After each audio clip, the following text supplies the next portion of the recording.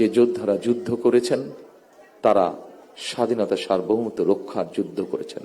স্বাধীনতা সার্বভৌমত্ব অর্জিত হয়েছিল ৭১ সালে, তাকেই আবার রক্ষা করা হয়েছে ২০২৪ সালে।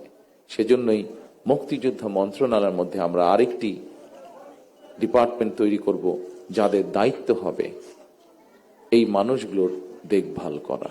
আপনাদের কারণেই, আপনাদের সাহসী ভূমিকার কারণেই যারা শহীদ হয়েছেন, যারা আহত হয়েছেন, আপনাদের সাহসী ভূমিকার কারণেই ফ্যাসিবাদী চক্র শুধুমাত্র রাষ্ট্র ক্ষমতা নয়, বরং এই দেশ ছেড়ে পালিয়ে যেতে বাধ্য হয়েছে। আজকে আপনারা যারা উপস্থিত হয়েছেন, কিছু সংখ্যক মানুষ এখানে শহীদ পরিবারের সদস্য অথবা যারা জুলাই বিপ্লব আন্দোলনে শরিক হয়েছেন এবং শারীরিকভাবে ক্ষতিগ্রস্তের শিকার হয়েছেন, এরকম আহত মুক্তিযোদ্ধারা এখানে কিছু সংখ্যক উপস্থিত আছেন যারা বক্তব্য রেখেছেন। আমি যখন ওখানে বসে ছিলাম, আমি দেখতে পাচ্ছিলাম বহু মানুষ এখানে আপনারা উপস্থিত আছেন, শহীদ পরিবারের সদস্য, আহত যোদ্ধাদের মধ্যে যারা তাদের কষ্টের কথা তুলে ধরতে চাইছেন বা বলতে চাইছেন। সবাইকে আমরা আজকের এই অনুষ্ঠানের সুযোগ দিতে পারিনি, তার জন্য আমি আন্তরিকভাবে যারা অনুষ্ঠানের আয়োজন করেছেন তাদের পক্ষ থেকে ক্ষমা প্রার্থী আপনাদের কাছে।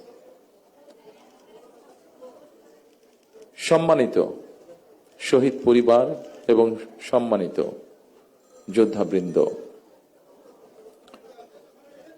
আজকের এই সংখ্যাটি অনেক বিশাল। এই বিশাল সংখ্যার মধ্যে প্রত্যেককে যদি আমরা সুযোগ দেই, হয়তো এই দিন পেরিয়ে আগামী দিন চলে আসবে। 1 মিনিট করেও যদি কথা বলেন আপনারা, সেজন্যই হয়তো সবাইকে সুযোগ দেওয়া সম্ভব হয়নি। তবে সংক্ষেপে আজকের সভাপতি ওনার বক্তব্যে একটি কথা তুলে ধরেছেন। আপনারা যখন কথা, আপনাদের কষ্টের কথা, ব্যথার কথা, ত্যাগের কথা বলার জন্য ব্যাকুলভাবে সকলের দৃষ্টি আকর্ষণের চেষ্টা করছিলেন, অস্থিরভাবে প্রকাশ করছিলেন নিজের মনের কষ্টের কথা, তখন আমি এবং নজরুল ইসলাম খান সাহেব বসে একটি সিদ্ধান্ত গ্রহণ করেছি, যা উনি আপনাদের সামনে তুলে ধরেছেন। বাংলাদেশ জাতীয়তাবাদী দল বিএনপি এর আগে যখন দেশ পরিচালনার দায়িত্বে ছিল, তারা মুক্তিযোদ্ধা মন্ত্রণালয় নামক একটি মন্ত্রণালয় তৈরি করেছে, যা 1971 সালে যারা মুক্তিযুদ্ধে শহীদ হয়েছেন, আহত হয়েছেন, অর্থাৎ এক কথায় মুক্তিযোদ্ধা পরিবারদের কল্যাণ তারা দেখভাল করে থাকে।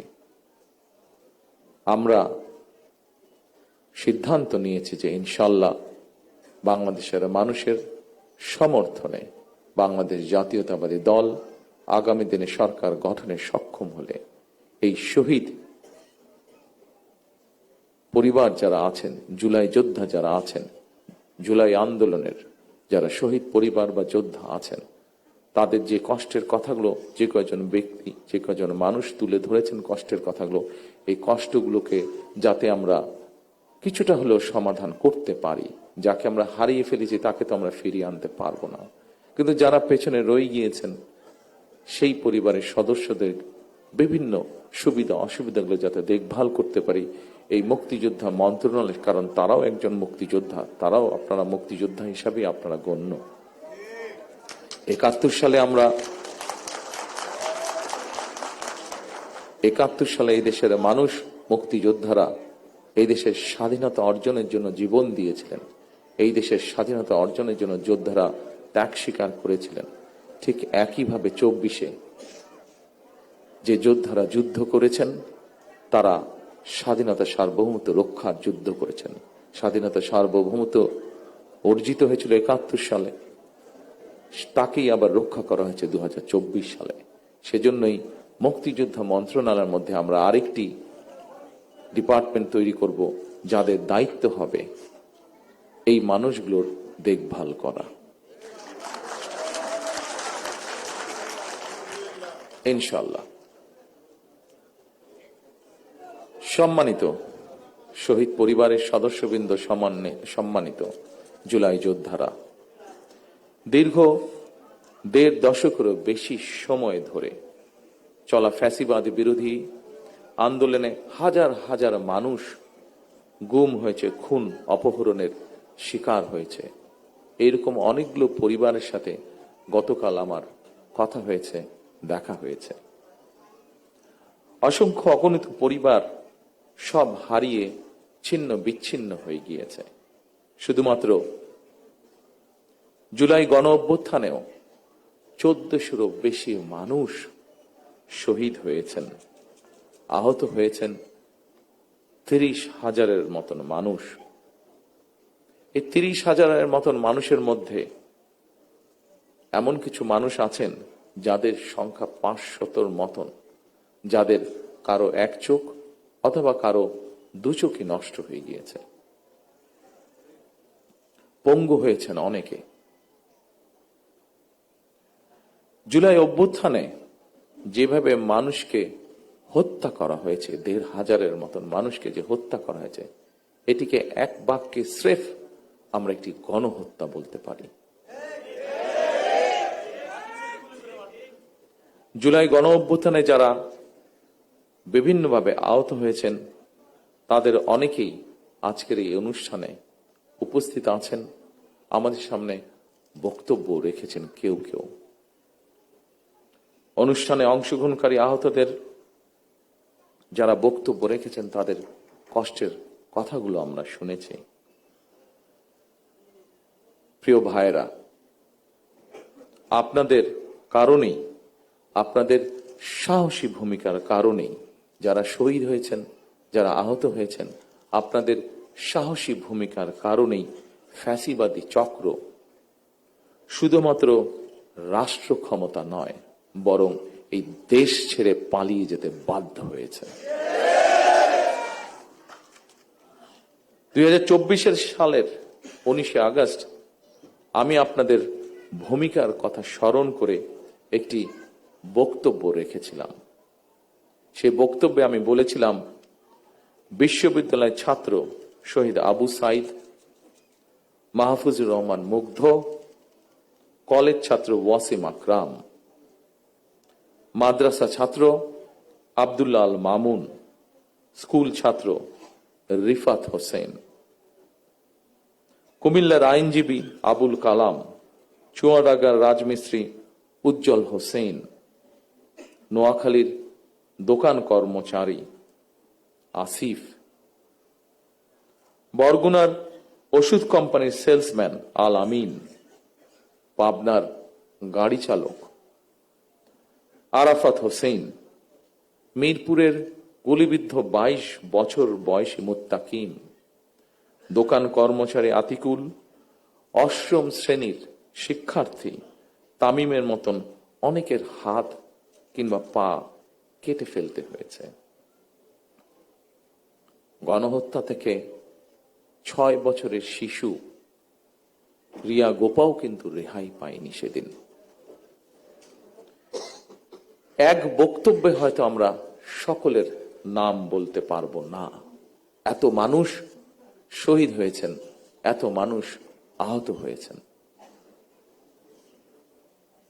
ফ্যাসিবাদ শাসন শোষণের বিরুদ্ধে ২০২৪ সালের গণ অভ্যুত্থানে দল, মত, ধর্ম, বর্ণ নির্বিশেষে দেশের স্বাধীনতা প্রিয় গণতান্ত্রিক প্রত্যেকটি সেক্টরের প্রতিটি শ্রেণী পেশার মানুষ সেদিন রাজপথে নেমে এসেছে। সেদিনকার যত ছবি উঠেছে, ক্যামেরায় বন্দী যত ছবি উঠেছে, প্রত্যেকটি ছবি এই কথারই সাক্ষ্য দেয়। ২০২৪ সালের আন্দোলন কোন ব্যক্তি, দল বা গোষ্ঠীর নয়।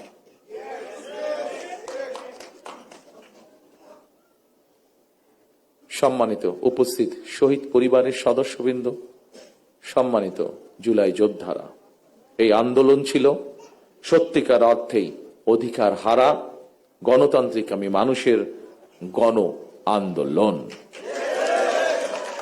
এ কারণেই আমি বলি 1971 সাল ছিল স্বাধীনতা অর্জনের, 2024 সালের আন্দোলন ছিল দেশ এবং জনগণের স্বাধীনতা রক্ষার। সুতরাং 2024 সালকে যদি সুসংহত করতে হয়, তাহলে দেশের সকল নারী পুরুষ তথা প্রতিটি নাগরিকের রাজনৈতিক এবং অর্থনৈতিক স্বাধীনতা নিশ্চিত করা অবশ্যই প্রয়োজন। যারা স্বাধীনতা রক্ষার আন্দোলনকে দলীয় স্বার্থ রক্ষার আন্দোলনে পরিণত করতে চায়, তাদের সম্পর্কে স্বাধীনতা প্রিয়, গণতান্ত্রিকামী প্রিয় মানুষকে অবশ্যই সজাগ থাকা জরুরি। 2024 সালের দেশ এবং জনগণের স্বাধীনতা আন্দোলনে হতাহত পরিবারের স্বজন কিংবা আহতদের অবর্ণনীয় কষ্টের কথা আমরা আজকে আমাদের এই অনুষ্ঠানে শুনেছি। তাদের এই কষ্ট কোনো কিছু দিয়ে মোচন করা সম্ভব নয়, কারণ আমিও জানি স্বজন হারানোর বেদনা কতটুকু। কোনো কিছু দিয়ে এই কষ্ট মোচন করা যায় না। তবে দুইভাবে আমরা গণ অভ্যুত্থানে আহতদের ক্ষতিপূরণ দেওয়ার চেষ্টা করতে পারি। এক, রাষ্ট্রীয় উদ্যোগে তাদের সর্বোচ্চ চিকিৎসা নিশ্চিত করা। দুই, সম্মানিত উপস্থিতিবৃন্দ, আগেই বলেছি আমি যে উদ্দেশ্য নিয়ে এই সাহসী মানুষগুলো রাজপথে নেমে এসেছিলেন, রাষ্ট্র এবং সমাজ সেই উদ্দেশ্য বাস্তবায়ন করা, অর্থাৎ মানুষের রাজনৈতিক অধিকার, প্রত্যেকটি দল মত নির্বিশেষে প্রত্যেকটি মানুষের রাজনৈতিক এবং তার যোগ্যতা অনুযায়ী তার অর্থনৈতিক অধিকার নিশ্চিত করা। দীর্ঘ 1.5 দশকের বেশি সময় ধরে ফ্যাসিবাদ বিরোধী ধারাবাহিক আন্দোলন এবং 2024 সালে ফ্যাসিবাদ বিরোধী আন্দোলনে বীর শহীদ এবং আহত এবং হতাহতদের প্রতি রাষ্ট্রের অবশ্যই দায়িত্ব রয়েছে। একটি দায়িত্বশীল রাজনৈতিক দল হিসাবে বিএনপি সেই দায়িত্ব অনুভব করে, যার কথা একটু আগে আমি এবং আজকের অনুষ্ঠানের সভাপতি সাহেব উল্লেখ করেছেন আপনাদের সামনে। জনগণের রায় বিএনপি রাষ্ট্র পরিচালনার দায়িত্বে পেলে অবশ্যই পর্যায়ক্রমিকভাবে আমরা আমাদের সেই দায়িত্ব, সেই অঙ্গীকার, সেই প্রতিশ্রুতি আপনাদের সামনে এবং দেশের মানুষের সামনে ইনশাআল্লাহ পূরণ করব।